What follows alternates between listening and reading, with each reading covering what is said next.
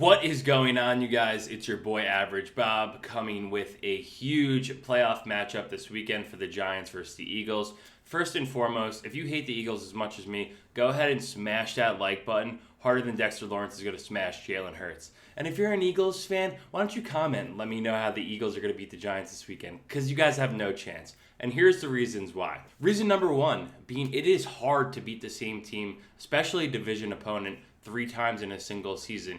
Yes, obviously the second time the Giants and the Eagles played a couple weeks ago, the Giants were resting a lot of their guys and the Eagles were starting all of their starters to solidify that first round bye, which they did. But you were looking at a hampered Jalen Hurts, and who knows how healthy he is at this point in time. Obviously, them beating the Giants in that game was huge to get that rest for them. So if you're an Eagles fan, you got to hope that Jalen Hurts got a little bit healthier over that break. But who knows, where he is from a strength capacity. If he's at 60%, 70%, 80%. But regardless, I do respect Jalen Hurts. He's a total baller. He's in the MVP conversation this year for a good reason. Probably won't win it because of Mahomes.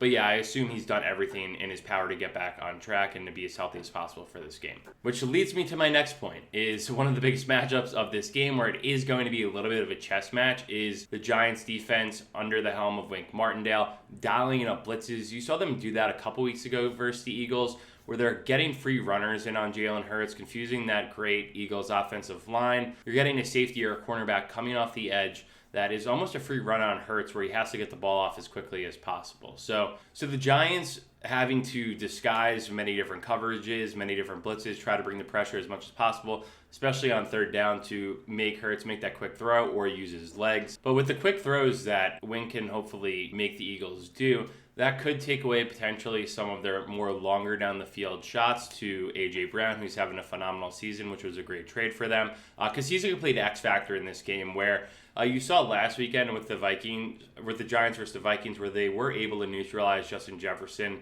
really outside of the first drive of the game. No one else really offensively for their key playmaker position outside of Hockenson really did all too much the rest of the game after that. And I think the Giants could replicate some of that. Obviously, they're not all the same team or the same players. The key X factor players are there, right? You have a guy like A.J. Brown versus Justin Jefferson. If we could slow down A.J. Brown, that just means that the Eagles are going to have to go to some more secondary options, and they have a great one in Devonta Smith. He's going to be tough to stop with our second cornerback, and I probably look to throw an anytime touchdown bet on him because he's likely to find pay dirt just for how covered A.J. Brown will be in this game.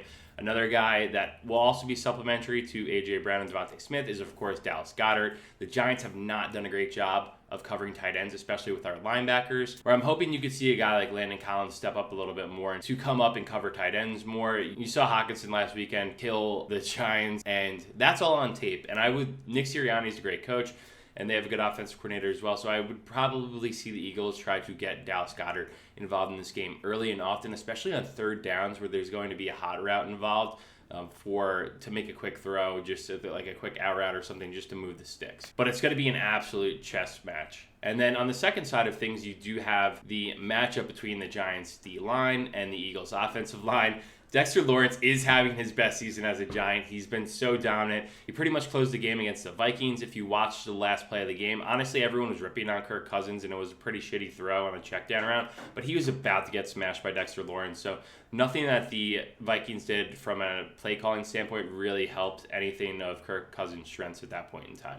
And I'm looking for Dexter Lawrence to continue this trend. Obviously, he's going against a great, probably Hall of Fame center in Jason Kelce, who should never have to buy a beer ever in Philadelphia because he's an absolute legend there. And I respect the hell out of that guy. But he's going to have a tough matchup versus Dexter Lawrence. So you're going to see a guard, either left or right side, really trying to help out with Kelce on Dexter Lawrence because he is commanding so much respect. I just saw something that he was top 10 in Defensive Player of the Year voting.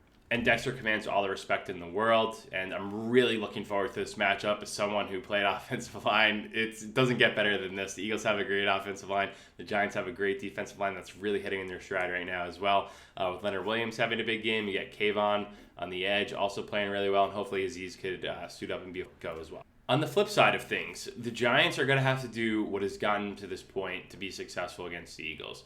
It's going to be leveraging Danny Dimes. He's been graded one of the highest quarterbacks since Week 9, only to Joe Burrow, per Pro Football Focus.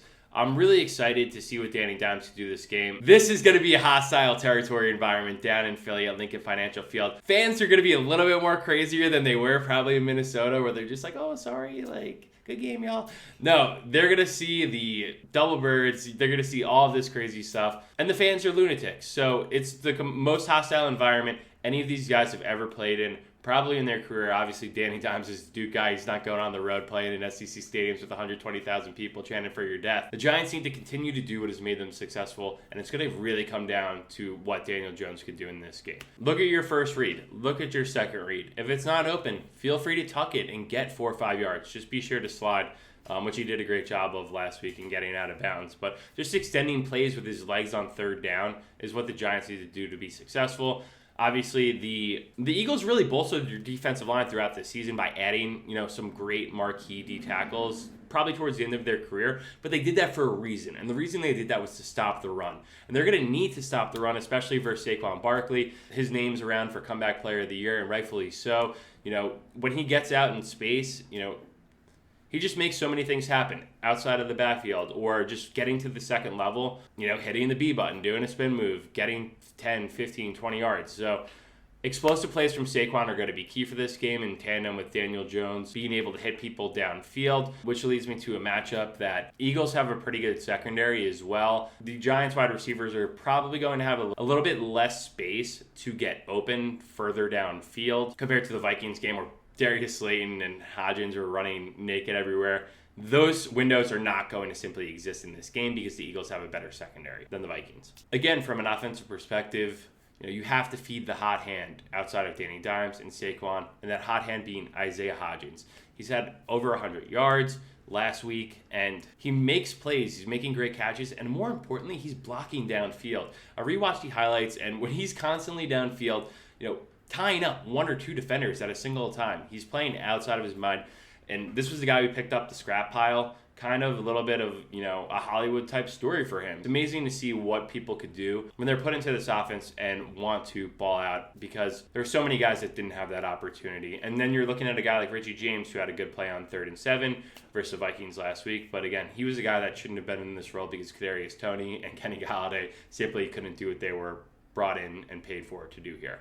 So having said that, my prediction for this game: Giants 26, Eagles 23. Giants get it done on the road and move on. A couple best bets that I'm going to be looking at.